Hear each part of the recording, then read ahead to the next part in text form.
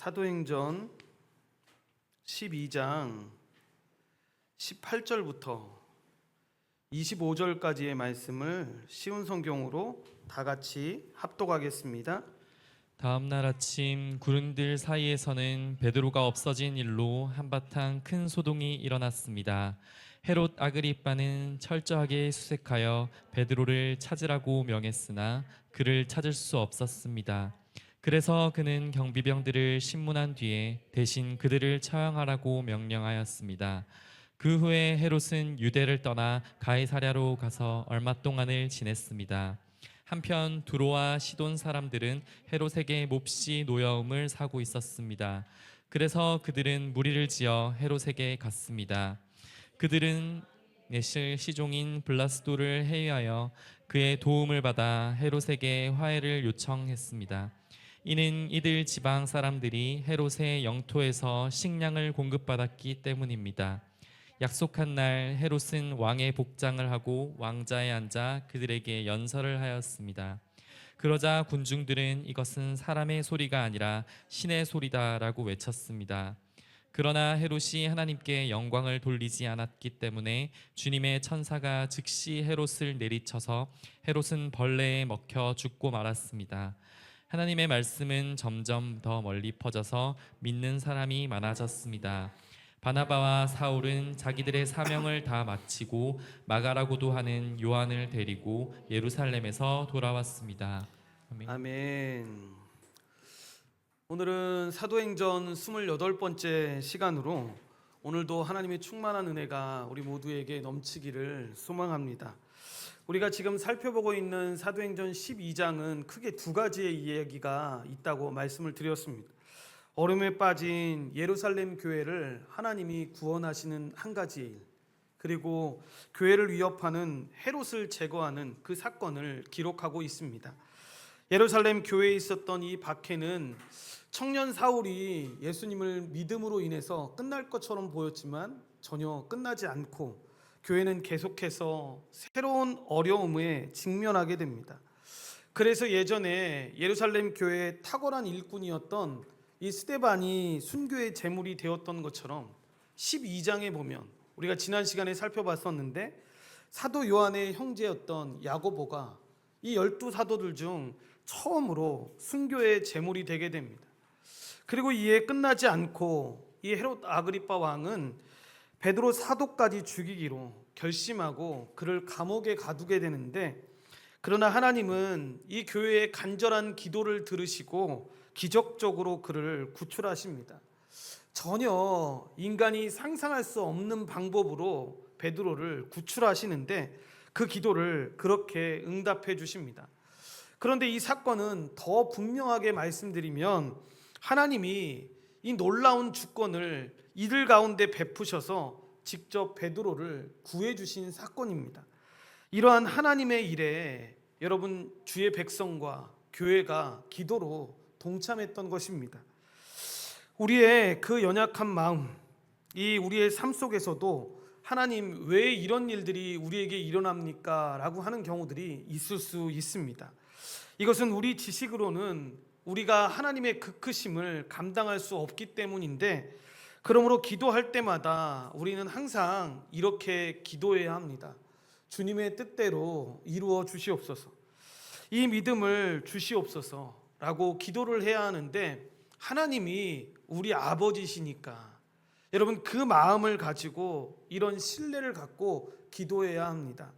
신자라면 아버지께서 어떻게 그의 자녀들에게 응답하실 것을 잘 알고 있는데 가장 좋은 것으로 응답해 주시겠다고 예수님이 말씀해 주셨습니다.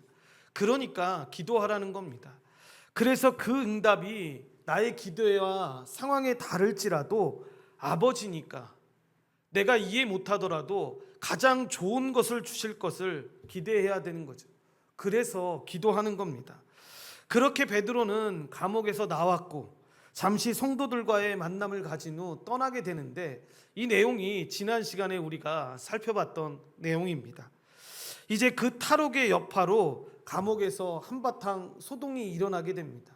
여러분 그렇지 않았겠습니까? 멀쩡하게 잘 있던 내일이면 이 죽게 될 중재인이 사라졌으니까 얼마나 난리가 났겠습니까? 대대적인 수색 작전이 벌어졌지만 여러분, 수포로 돌아가고 결국 어떻게 됩니까? 경비를 섰던 군인들만 당시 로마 법대로 처형을 당하는 것을 보게 됩니다. 그리고 헤롯이 유대를 떠나 가이사로 가게 되었다라고 나와 있는데, 이 부분에서 우리가 한번 생각해 봐야 할 내용이 있습니다. 교회가 고난을 받는 내용이 사도행전 12장의 내용이라고 말씀을 드렸는데, 여기서 고난만큼 여러분 우리의 삶을 어렵게 하는 또 하나의 중요한 주제가 나옵니다. 뭐냐면 악인들의 형통함입니다. 교회와 성도는 믿음을 따라 살아가는 그 삶에 고난과 아픔이 있는데, 악인들은 여러분 이 땅에 살아가는 동안 너무 형통한 것처럼 보이는 것입니다. 물론 다 그런 건 아니지만 분명히 여러분 그런 생각을 할 때도 있습니다. 저 사람 나이 들어서는 엄청 고생할 거야 라고 하는데 이게 웬일입니까? 여러분 마지막 죽는 순간까지도 얼굴 좋고 여러분 삶이 형통하게 세상 떠나는 경우들도 우리는 봅니다. 많은 사람들이 그래서 그 장면을 보고 여러분 넘어지고 상처받고 다치는 것을 보게 되는데, 여러분들만 그런 장면을 봤던 게 아닙니다. 성경에 보면 시편 73편에 보시면 이런 내용이 나옵니다. 1절부터 3절까지의 말씀과 16절 17절 말씀을 연이어서 한번 우리 다 같이 합독하겠습니다. 참으로 하나님은 이스라엘을 선하게 대하시며 마음이 깨끗한 자들에게는 더욱 그리하십니다. 그러나 이제 나는 그 사실을 믿을 수 없게 되었습니다. 내 믿음을 다 잃어버린 것 같습니다. 왜냐하면 악한 사람들이 잘 사는 것을 보고 나는 그런 교만한 사람들에게 질투를 느꼈기 때문입니다. 나는 이 모든 일들을 이해해 보려고 무척이나 애썼지만 그것은 너무나 힘든 일이었습니다. 그러나 하나님의 성전으로 나아가서야 비로소 그들에게 무슨 일이 일어날지 깨닫게 되었습니다. 아멘. 여러분 이 말씀의 내용이 무슨 내용입니까? 믿음으로 세상을 살아가는 성도들의 삶에 이 악인의 형통이 시험거리라는 건데, 문제거리라는 건데, 예수 믿는 나는 이렇게 고난이 있고 실패가 있고 아픔이 있는데 저 악인들은 왜 저렇게 잘 돼? 저 사람들은 하는 일마다 잘 되고 건강하고 저 사람들은 문제도 없이 염려 없이 잘 사는 것처럼 보니까 마음이 어려운 겁니다. 오늘 본문은 잘 보시면 이 핍박받는 교회와 형통한 가운데 살아가는 악인을 이 대조시키는 본문으로 볼 수 있습니다. 우리도 때때로 세상을 살면서 여러분 이런 이해할 수 없는 삶의 자리를 만날 때가 있지 않습니까? 오늘 본문의 전체적인 배경을 다시 한번 간단히 생각해 보십시오. 예수님이 특별히 데리고 다니셨던 이 세 제자 중에 한 사람이었던 야고보가 순교했습니다. 그리고 그 야고보가 가장 비참하게 처참하게 죽었을 그때 유대인들이 좋아하는 걸 보고 이 왕이 어떻게 대합니까? 베드로도 잡아서 감옥에 가두게 됩니다. 이렇게 악인의 멈출 것 같지 않는 이 형통한 기세등등한 모습을 우리가 말씀을 통해서 보고 있습니다. 그리고 이게 끝이 아닙니다.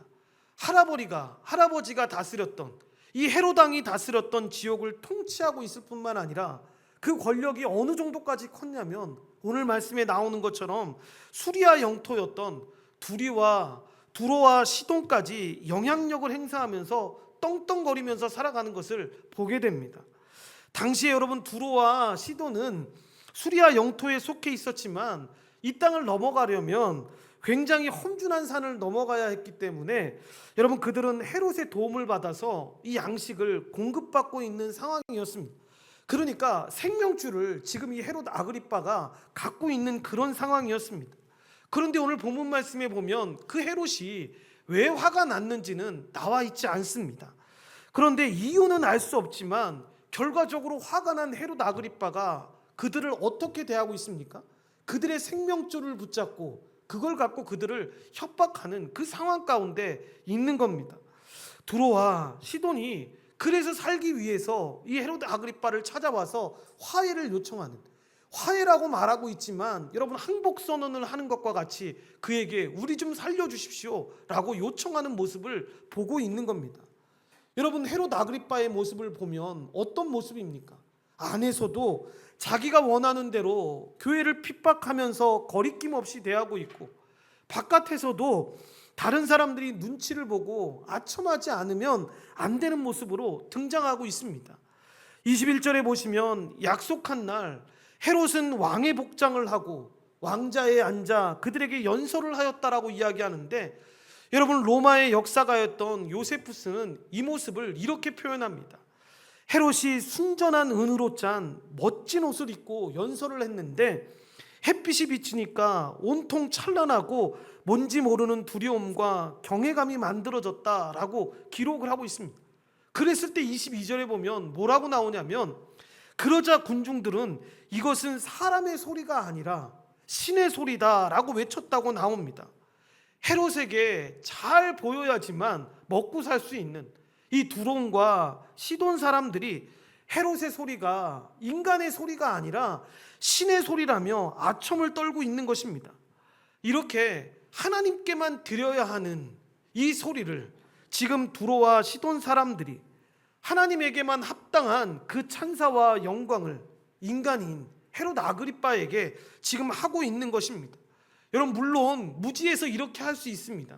그런데 하나님을 아는 사람이라면, 여러분 하나님에 대해서 들어본 자라면 어떻게 해야 합니까?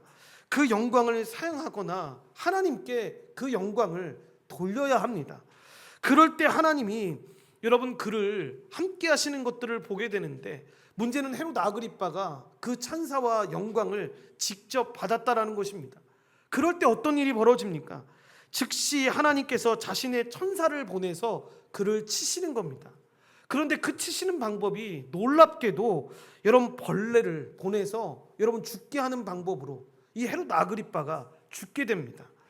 요세푸스는 분명하게 헤롯이 신의 음성을 들었다라는 이 사람들을 나무라거나 그들의 거짓 칭찬을 거부하지 않았기 때문에 이런 죽음을 당하게 됐다라고 이야기하는데, 여러분 그들을 만난 후에 이 역사서에 보면 심한 복통을 앓다가 5일 후에 죽었다라고 기록하고 있습니다. 중요한 것은 여러분 주님의 천사가 왕을 쳤다라는 것입니다. 여기에 나오는 이 주님의 천사란 표현은 여러분 우리가 앞에서 보았던 이 베드로의 구출을 위해 감옥에 나타났던 이 주님의 천사와 동일한 표현인데, 이것은 베드로를 옥에서 구출해낸 그 주님의 천사가 베드로를 죽이려 한 헤롯을 쳐서 죽게 했다라는 것을 보여주는 것입니다. 이렇게 하나님은 헤롯을 죽이심으로 그가 더 이상 교회를 해하지 못하게 하셨는데, 이렇게 베드로 사도의 기적적인 구출과 이 헤롯의 죽음은 사도행전 5장 38절 이하에 나오는 이 가말리엘이 산헤드린 공의회에서 이 잡혀온 제자들을 위해서 어떻게 할까라고 사람들이 이야기했을 때 말했던 말과 똑같은 일이 벌어집니다. 그때 가말리엘이 했던 말이 이렇게 말합니다. 만일 이 제자들이 하나님께로부터 났으면 너희가 그들을 무너뜨릴 수 없겠고 도리어 하나님을 대적하는 자가 될까 하노라 라고 했던 그 권면이 참으로 진리임을 이렇게 보여주고 있는 것입니다. 그 제자들을 핍박했던 제사장들과 그 당시의 권력자들은 여러분 이들을 죽여도 된다, 이들을 정말 어떻게 해야 된다라고 이야기했을 때 존경받았던 지도자였던 가말리엘은 그렇게 말했던 겁니다. 너희들이 하지 않아도 정말 이들이 하나님을 대적하는 자라면 하나님이 이들을 가만 내버려 두겠냐. 그런데 만약에 너희들의 말과 다르게 하나님이 보낸 사람이라면 어떻게 하겠냐라는 겁니다. 여러분 이 말이 실제로 이 일을 통해서 이루어지게 되는 것입니다. 우리는 이 말씀을 보면서 잘 봐야 합니다. 정말로 우리의 삶에 적절한 격려는 꼭 필요한 것 같습니다. 그래서 넘어져 있는 사람들, 지쳐 있는 사람들을 다시 일으켜 줄 수 있는 큰 힘이 되기도 합니다. 그런데 여러분 사람들이 지나치게 높아지기 시작했을 때 여러분 함께 높아지는 것은 굉장히 위험한 삶의 방식이라는 걸 우리는 분명히 기억해야 합니다. 그래서 성경에 나오는 것처럼 교만은 여러분 패망의 선봉입니다. 그러니까 우리가 믿기를 시작하면 우리는 여러분 망하는 길로 지금 들어가고 있다라고 생각해도 무방합니다. 그래서 하나님 앞에 살아가는 신자의 삶의 고백은, 제가 오늘 실수로 찬송가 자막을 넣지 못했는데, 여러분 세월이 지나갈수록 자신이 없다라는 고백이 나와야 하는 게 신자의 삶의 고백입니다. 그래서 우리가 계속해서 하나님의 말씀을 배우기를 멈추지 말아야 하는데, 세상은 끝없이 어떤 한 분야에 있어서 오래 하게 되면 전문가라고 추앙하면서 저 사람이 저 분야에 정말 잘할 거야 라고 하면서 그 사람을 높이는 경우들을 보게 됩니다. 그래서 그 영역이 그 사람이 이야기하면 틀림없다라고 생각을 하는데, 성경은 그렇게 가르치지 않습니다. 여러분, 하나님을 더 믿고 신실하게 믿음 가운데 살아가는 자의 고백은 다른 게 아닙니다. 세월이 지나가면 지나갈수록 의지할 것이 없다고, 하나님을 의지하는 것이 우리의 힘이고, 세상 사람들이 말하는 그 내용이 나의 힘이 아니라 하나님만이 내 인생의 힘이 되십니다 라는 고백이 나와야 한다는 것입니다. 우리가 믿음으로 행하고 범사를 주와 함께 행하는 것이 진짜인 것인데, 그래서 세상이 말하는 방식의 지나친 찬사는 여러분에 대한 과도한 신뢰를 만든다라는 것을 깨달아서 경계해야 합니다. 그래서 여러분, 우리가 살아가는 동안에 예수 잘 믿는 것 때문에 여러분 사람들에게 칭찬을 받을 수 있고 사람들에게 격려를 받을 수 있습니다. 그런데 그때에도 여러분 꼭 기억해야 합니다. 하나님이 모든 걸 다 하셨기 때문에 그냥 우리는 도구에 불과하고 하나님이 다 하셨습니다라는 고백이 우리의 삶 가운데 있어야 합니다. 그래서 하나님도 여러분 교만한 자를 대적하시되 겸손한 자들에게는 은혜를 주시느니라.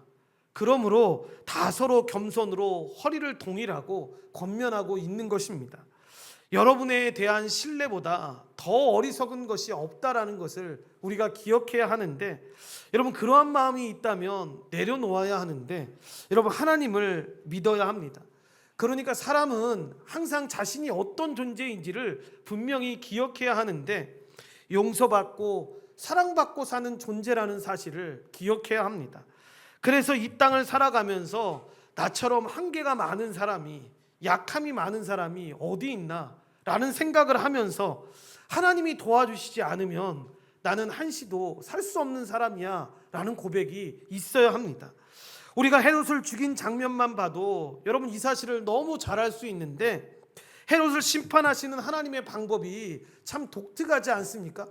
여러분 그 당시에 최고 강대국인데 우리가 생각했을 때에는 더 강한 힘을 가진 나라가 세워져서 더 강력한 여러분 군사의 장이 나타나서 이 헤롯 아그리빠의 목을 잘라내면 정말 멋지게 여러분 그가 죽는 것처럼 보일 수 있을 것 같은데, 여러분 그의 죽음이 어떻게 표현되고 있습니까? 교만하고 심판함 가운데 있을 때 그 사람을 어떻게 죽이십니까? 더 강한 사람을 보내시는 게 아니라 정말 이렇게 연약할 수 있을까라고 생각하는 벌레 한 마리를 보내서 그 왕대국, 내가 모든 것을 다 할 수 있어, 내가 이 모든 나라에서 모든 일들을 다 하고 모든 것들을 운영하고 이 모든 것에 나의 힘 때문에 이런 일이 생겼어 라고 하는 그 교만한 사람을 벌레 한 마리로 죽이는, 여러분 이런 일들이 일어나는 겁니다. 여러분 이러한 모습은 헤롯 아그리빠에게만 나온 게 아닙니다. 출애굽의 기사를 봐도 여러분 세상의 최고의 강대국이었던 그 애굽을 하나님이 심판하실 때 어떻게 심판하십니까? 10가지의 재앙 중에 보면 정말 보잘것없는 개구리나 여러분 이 같은 벌레들을 보내서 애굽을 심판하고 경계하시는 것들을 보게 됩니다. 교만이 하늘을 찌를 듯이 높았던 자들이었는데 하나님이 심판하시는 때가 됐을 때 정말 그럴듯한 패망이 아니라 정말 이렇게 졌다고? 이렇게 망했다고? 라고 생각할 만큼 어처구니 없는 여러분 패망의 자리로 이 교만한 자들을 내리셔서 그렇게 징계하시는 것들을 우리가 보게 됩니다. 이렇게 시대의 정신은 끝없이 여러분에게 뭔가를 믿을 것이 있어야 되는 것처럼 가르치는데, 그리고 그것을 믿고 살아야 되는 것처럼 가르치지만, 성경은 여러분이 의지할 것이 아무것도 없다라는 것을 처음부터 마지막까지 우리에게 가르치고 있는 것입니다. 그래서 우리로 하여금 하나님 한 분, 그분이 일하시고 그분이 도와주시지 않으면 우리는 아무것도 할 수 없는 존재다라는 것을 알려주시는데, 이렇게 이 세상을 통치하시는 하나님이 세상과 다른 방식으로 이 세상을 통치하고 계심을 여러분이 잊지 말아야 합니다. 그리고 오늘 본문에서 우리가 주목해 봐야 될 또 한 가지의 표현이 나오는데, 이렇게 헤롯에 대한 이야기를 쭉 한 다음에 여러분 24절에 보시면, 우리 24절 말씀은 다 같이 합독하겠습니다. 하나님의 말씀은 점점 더 널리 퍼져서 믿는 사람이 많아졌다고 합니다 라고 이야기합니다. 누가는 하나님의 말씀이 성장했음을 이렇게 세 번째로 기록하고 있는데, 앞부분에 보면 이 말씀이 성장했다는 첫 번째 기록은 사도행전 6장에 나오는, 그러니까 예루살렘 교회가 이 구제로 인한 문제를 지혜롭게 해결했을 때 교회에 하나님의 말씀이 흥해져서 더 많은 개종자가 있었다라고 이야기를 하고, 두 번째 기록은 박해자 사울이 다메섹 도상에서 예수님을 만나서 변화됨으로 말미암아 여러분 주님의 말씀을 담대히 선포한 결과 온 유대와 사마리아와 갈릴리 지역에 있는 모든 사람들에게 이 교회들이 든든히 서갔다라는 이 사도행전 9장에 이 말씀이 나옵니다. 이렇게 교회에 임한 내적 문제가, 여러분 외적인 문제가 오히려 교회를 더욱더 건강하게 만들어준 셈인데, 이렇게 사도행전에서의 말씀의 흥황은 말씀을 많이 읽어라, 말씀을 많이 읽었대, 이렇게 설명하고 있는 게 아니라 복음이 널리 전파되어서 믿는 자가 많아지고 교회가 확장되어지는 것을 이야기하는 것입니다. 그러니까 세상은 여러분 권세로 위협하며 하나님의 말씀을 막아서고 교회를 무너뜨려 하지만, 하나님은 이 전능하신 능력으로 그 권세를 무력화시키시고 온 세상에 교회를 세워가신다는 것을 설명하고 있는 것입니다. 그리고 교회를 핍박하는 헤롯이 등장하는 이 12장에서 본문은 계속해서 대조적인 표현을 많이 쓰고 있는데, 지난 시간에 헤롯이 그 절대적인 권력을 가지고 베드로를 감옥에 가두었다라고 이야기했습니다. 그러면 그때 교회는 뭐를 했다고 했습니까? 그냥 우리가 할 수 있는 건 아무것도 없다라고 생각하면서 주저앉아 있었습니까? 아니죠. 할 수 있는 게 아무것도 보이지 않았지만 쪽문을 만들려고 하지 않고 교회가 할 수 있는 기도를 하면서 하나님께 나아갔습니다. 이렇게 헤롯은 베드로를 감옥에 넣었지만 교회는 그 베드로를 위해서 기도를 했다는 거죠. 이 두 개를 대조시켰던 것이 12장의 앞부분의 내용이었는데, 오늘 똑같이 다시 한번 내용들을 대조하고 있습니다. 헤롯은 벌레가 먹어 죽었는데, 그런데 하나님의 말씀은 뭐라고 이야기합니까? 흥왕했다라는 겁니다. 이렇게 지금 의도적이고 고의적으로 여러분 대립시키고 있는데, 우리가 세상을 살아갈 때 이 대조시키는 모습을 잘 기억해야 합니다. 여러분 형통한 악인들을 바라볼 때 우리가 용기를 잃어버리고 때때로 낙심하면서 우리의 마음이 믿음으로 사는 것이 무슨 의미가 있을까라고 생각할 때가 참 많이 있는데, 우리가 살아가는 이 세상에 이 교회와 우리의 내면을 위해서는 믿음으로 사는 것이 도움이 됩니다 라고 말하는 경우들 많이 보게 됩니다. 그런데 세상의 일터에 나가서 안 믿는 사람들과 함께 만나는 영역은 여러분 우리도 모르게 하나님의 영역이 아니니까 헤롯의 방법인 이 세상의 권력을 가지고 살아가는 것이 맞지 않나라는 생각을 할 때가 있다라는 것입니다. 마치 그렇게 해야지만 오히려 더 형통한 것이 아닌가라는 생각을 할 때가 있다라는 겁니다. 그래서 하나님이 역사를 다스리시고 만물을 다스리시는 주인이라는 사실에 대해서는 여러분 의심하지 않습니다. 믿습니다. 그런데 믿지 않는 사장이 우리의 일터의 주인이 되어서 우리를 다스리고 있을 그때에는 철저하게 이 경제의 논리가 지배하고 있는 세상이라고 생각해서 그 방법대로 살아야 한다라고 생각할 때가 있다라는 것입니다. 그래서 우리가 믿는 이 믿음이 정말 세상과는 다르다고 생각해서 정말 위축될 때가 하루 이틀이 아닌데, 그런데 오늘 본문은 여러분과 저에게 분명히 그렇지 않다라는 것을 보여주는 것입니다. 세상이 이기는 것 같지만, 그러니까 마치 보이는 걸로만 보면 야고보를 죽이고 베드로를 감옥에 쳐놓고 교회가 이렇게 핍박을 통과하고 시련을 경험하고 이 아픔을 겪을 때 그 절대 권력을 가진 세상 권력에 비하면 교회는 아무것도 할 수 없는 것처럼 보이지만, 너무 놀랍게도 하나님의 말씀은 더 흥황하여졌다라고 한 구절이지만 이 말씀을 대조시켜서 설명하고 있는 것입니다. 눈에 보이는 걸로만 봤을 때 우리가 무참하게 진 것 같고 예수 믿는 사람들이 정말 아무것도 아닌 것처럼 보이지만 그렇지 않아. 한 구절 그 말씀만으로도 충분히 하나님이 그 모든 것들을 다스리시고 통치하신다라는 것을 보여주고 있는 것입니다. 그러니까 대표적으로 이 말씀이 나오는 부분이 어느 부분이냐면, 여러분 어릴 적부터 교회를 다녔던 사람들은 다니엘서의 말씀이 어떤 말씀이 있습니까? 라고 물어보면 대부분 기억하는 말씀이 딱 한 구절밖에 없습니다. 뭐냐면 다니엘과 세 친구의 이야기.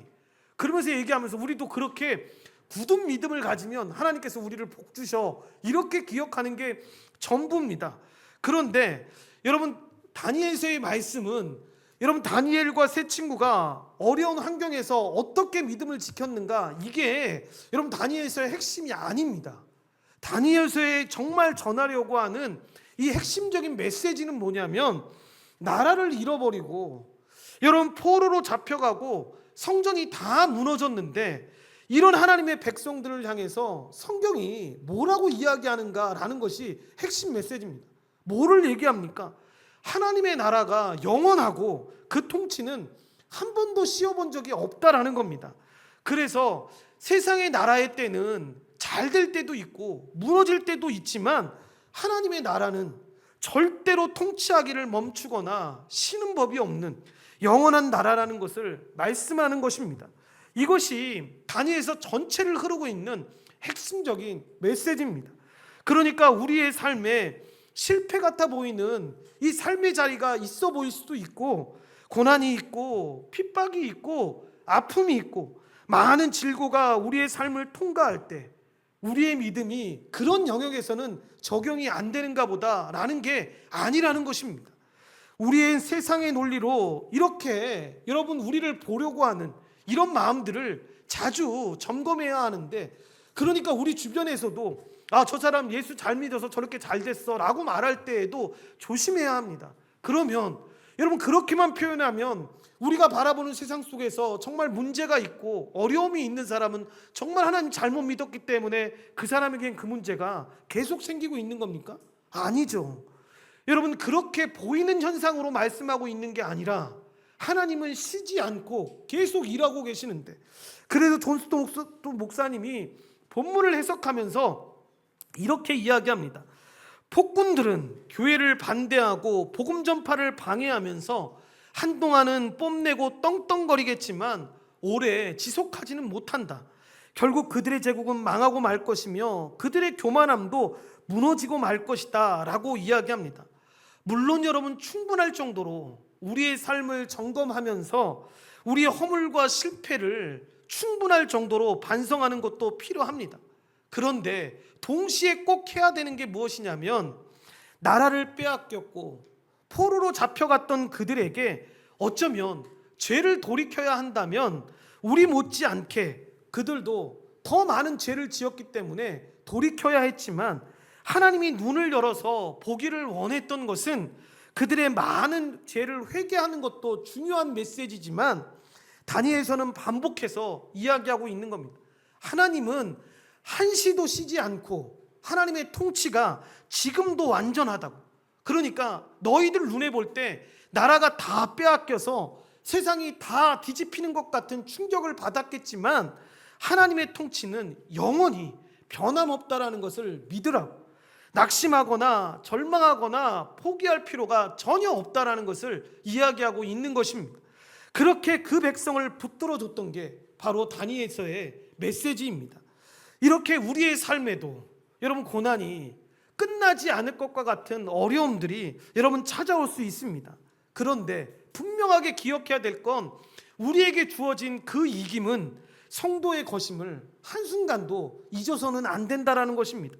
그러니까 세상이 지금 이기는 것처럼 보이더라도 세상이 여러분 하나님 나라를 이긴 적은 전혀 없었다라는 사실, 우리 눈에 현혹되어 있을 뿐이지, 우리가 그렇게 생각하고 있을 뿐이지, 하나님의 나라는 영원하고 하나님은 계속해서 이기고 있다는 걸 표현하고 있는 것입니다. 그러니까 참된 승리는 하나님의 백성에게 주어졌다는 것을 우리가 기억해야 하는데, 디모데후서에서 말씀하고 있는 것처럼 하나님의 말씀을, 이 진리의 말씀을 이길 수 있는 권력은 전혀 없다라는 것. 이사야서에서 마찬가지로 세상의 권세가 너무 강해서 바벨론에 의해서 이스라엘이 멸망한 것처럼 보이지만, 그리고 그 멸망함으로 그들이 얻은 그 아름다움들, 그 강함이 오래 지속될 것처럼 보이지만, 그 오래 지속될 것 같아 보이는 그 권력은 들의 풀과 같고 들의 꽃과 같다라는 것을 기억하라는 겁니다. 그래서 여러분, 우리 잘 모를 때는 한번 피는 꽃을 보면서 와, 저렇게 아름다운 꽃, 저렇게 아름다울 수가 있나라고 생각하는데, 여러분 비바람 한번 몰아치면 그냥 끝나는 거 아닙니까? 여러분, 우리가 이 땅을 살아가면서 지금 기후 이상으로 인해서 얼마나 많은 사람들이 놀래고 얼마나 많은 사람들이 이 자연 앞에서 한없이 연약함을 깨닫고 있지 않습니까? 하나님이 이렇게 모든 상황 가운데서도 우리를 붙잡고 있다는 것, 그래서 우리가 의지할 건 여호와 한 분뿐이라는 걸 기억해야 합니다. 그래서 하나님의 약속은 패하거나 망하거나 제하는 법이 없는데 영원토록 그 말씀이 적용되는데, 여러분, 이것은 성경이 변함없이 우리에게 하고 있는 교훈으로, 우리가 어떤 핍박을 통과하고 어떤 고난을 경험하는 그 순간에도 결국에는 이 이김이 신자들에게 주어졌다는 걸 분명하게 기억해야 합니다. 그래서 여러분, 믿는 사람들은 잠시 잠깐 낙심할 수 있고 잠시 잠깐 절망할 수 있는데 영원히 절망할 수는 없고 영원히 죽을 수 없는 존재라는 겁니다. 그러므로 낙심하지 말고 절대로 눈에 보이는 것에 요동치면서 살아가지 말아야 하는데, 믿음으로 하나님을 신뢰하는 것이 필요한 것입니다. 그러니까 세상에 이 타락한 정치와 세상의 타락한 경제주도를 바라보면서 우리가 낙심할 수 있지만, 여러분, 우리가 원하는 방법으로 이루어지지 않는다 할지라도 벌레 한 마리 가지고 이 절대 권력을 무력화시키는 하나님의 역사하시는 때가 되면 그 이김은 우리에게, 우리가 알 수 없는 방법으로, 우리가 감당할 수 없는 방법으로 우리에게 주어진다는 것을 기억해야 한다는 것입니다. 이렇게 하나님의 말씀이 흥황하여져서 하나님의 교회가 세워지는 것, 그렇게 걸어가는 모습이 신자의 교회 공동체의 모습이라는 것입니다. 오늘 본문이 대조하고 있는 것처럼 그렇게 악인들의 형통을 우리가 부러워할 필요가 없는데, 범사의 하나님을 인정하면서 하나님을 신뢰하면서 하나님을 신실하게 붙잡고 살아가는 것이 우리를 부르신 그 부름의 목적이라는 걸 알고 나아가야 합니다. 이렇게 믿음으로 사는 것이 가장 제대로 신자답게 사는 삶인데, 그런 자가 틀림없이 이김을 경험하게 되는 것이고 핍박과 고난을 통과했던 그 교회들의 모습인 것입니다. 결론적으로 몇 가지만 적용하면 오늘 하나님께서 우리에게 주시는 이 교훈은 명확합니다. 교회는 어떤 박해 속에서도 분명하게 성장한다라는 것입니다. 그러니까 교회는 교회가 해야 될 일만 하고 있으면 됩니다. 눈에 보일 때 교회가 무너질 것처럼 보이고 교회가 넘어질 것 같은 상황에서도 교회가 분명히 해야 될 것들을 붙잡고 하나님 앞에 나아간다면 하나님은 그 교회를 통해서 놀라운 일들을 베풀어 주시는 것입니다. 그래서 아그리빠 1세의 혹독한 박해에도 불구하고, 야고보의 순교에도 불구하고, 베드로가 그들에게 떠났음에도 불구하고 여러분, 무너진 게 아니지 않습니까? 24절에 뭐라고 나옵니까? 교회는 말씀이 흥황했다, 교회는 계속해서 성장했다라는 것을 보여주고 있는 것입니다. 지금 우리가 살고 있는 시대도 마찬가지입니다. 교회를 무너뜨리려고 하는 노력은 계속해서 이어질 것입니다. 그런데 그때마다 우리는 기억해야 되는 건 뭐냐면, 교회가 잠시 잠깐 공격을 당하고 어려움을 당할 수 있지만 교회는 무너지지 않는다. 왜냐하면 예수 그리스도가 교회의 머리이시니까, 하나님의 뜻하신 바 안에서 결국 교회는 승리하게 될 것이다 라는 것을 기억해야 합니다. 또 하나는 이 하나님의 간섭하심과 자유로운 주권이 우리의 교회와 삶에 지금도 작동하고 있다는 걸 기억해야 하는데, 그러니까 우리가 원하는 대로 이루어지는 것이 하나님의 뜻이 아님을 분명하게 기억해야 하는데, 우리가 지금은 이해할 수 없어도 시간이 흘러서 하나님이, 여러분, 하나님의 능력으로 우리를 붙잡아 주심을 경험하게 됐을 때 뒤에 보는 말씀처럼 그 흥황함을 경험할 수 있는 것입니다. 그러니까 이 말씀 보면서 간혹 가다가 오해하시는 분들이 있는데, 야고보는 믿음이 없어서 그렇게 죽고 베드로는 믿음이 있어서 이렇게 살려주셨다, 여러분 이렇게 생각하면 안 됩니다. 그냥 주어진 사명이고 주어진 걸음대로 걸어갔던 겁니다. 그러니까 여러분, 우리는 베드로가 살았다고 하니까 살았다고 생각하지만, 여러분 이 말씀 보면서 그렇게 얘기하시는 분들도 있습니다. 베드로 진짜 대단한 사람이라고. 여러분, 내일 죽을 거 알면 잠이 오겠습니까? 지난주에 우리가 살펴봤던 이 말씀 보면 베드로가 어떻게, 여러분, 천사가 왔을 때 반응합니까? 꿈속에서 일어난 일이라고 착각을 하지 않습니까? 여러분, 저는 솔직히 내일 만약에 죽는다고 생각하면 잠 잘 못 잘 것 같은데, 그런데 여러분 베드로는 그걸 알고도 그 일을 그냥 막상 받아들입니다. 여러분, 왜 이런 삶이 있었습니까? 하나님이 나에게 주신 삶이 내일 그냥 부르시는 삶이면 그냥 가는 게 맞는 거니까, 잠을 자야 되는 시간이니까 그냥 잠을 잤던 겁니다. 그러니까 베드로가 야고보보다 더 대단했던 게 아니라 그냥 그들은 그들에게 주어진 삶을 충실하게 이루면서 나아갔던 것입니다. 그러니까 살려주시는 경우도 있었지만 순교하는 경우도 있었다라는 것입니다.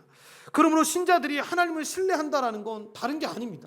내가 원하는 대로 기도가 응답되어지는 게 하나님을 신뢰하는 게 아니라, 하나님 나 솔직히 잘 이해가 안 되는데, 시편 73편에 고백했던 것처럼 하나님 저 진짜 이해가 안 됩니다. 제 믿음이 흔들려요. 정말 어떻게 이런 일이 있을 수 있습니까? 라고 말하는데, 여러분 시간이 지나면서 말씀을 통해서, 이 은혜를 통해서 깨닫게 되는 겁니다. 아, 내가 원하는 대로 이루어지는 게, 하나님의 뜻이 이루어지는 게 아니라 나에게 가장 좋은 것이 이루어지는 게 하나님의 뜻이 이루어지는구나. 지금 이해할 수 없더라도 시간이 흘렀을 때, 하나님 그때 그렇게 하셔가지고 저한테 이런 고난을 주셨네요, 어려움을 주셨네요 라고 하는 게 이해되어지는 삶, 여러분 그게 하나님을 신뢰하면서 살아가는 삶의 모습인 것입니다. 대표적으로 다니엘의 세 친구가 풀무불 앞에서 여러분 그 모습을 보여주지 않습니까? 하나님이 전능하신 분이기 때문에 이 풀무불에서 우리를 살려주실 것이다, 이렇게 고백합니다. 그런데 뒤에 여러분 어떤 고백을 합니까? 그러나 그렇게 아니하실지라도, 무슨 얘기입니까? 분명히 나를 살려주실 수 있는데 살려주지 않으셔도 나는 하나님을 믿는다고, 그 하나님이 전능하신 분이고 그 하나님을 내가 믿고 있다라는 걸 의심하지 않는다라는 걸 우리한테 보여주고 있는 것입니다. 그러니까 기복신앙과 그렇지 못한 신앙의 가장 각별한 차이 중에 하나가 바로 여기에 있는 겁니다. 무언가를 주었을 때 하나님 정말 감사합니다, 하나님 정말 대단하신 분이에요 라고 말하는 건 하나님을 믿지 않아도 여러분 정상적인 사람이면 할 수 있는 일입니다. 그런데 문제는 무엇입니까? 그렇지 못한 상황 가운데 있을 때에도 여러분 하나님 앞에 감사함으로 다가가지 못할 때가 있습니다. 그런데 그때에도 하나님 이유가 있으시겠죠. 하나님의 뜻하신 바가 있으니까 이런 거겠죠. 하나님 제가 인내하면서 기다리겠습니다. 솔직히 시편 73편에 기자가 고백하는 것처럼 저도 하나님 이해가 잘 안 되는데, 그런데 하나님의 뜻하신 바가 있을 거라고 생각하고 믿으면서 기대합니다 라고 하는 것이 신뢰하면서 나아가는 것 아니겠습니까? 이렇게 교회 역사를 보면 항상 여러분 이런 세력들도 있었고 악인들이 항상 잘 되는 것도 우리가 보았습니다.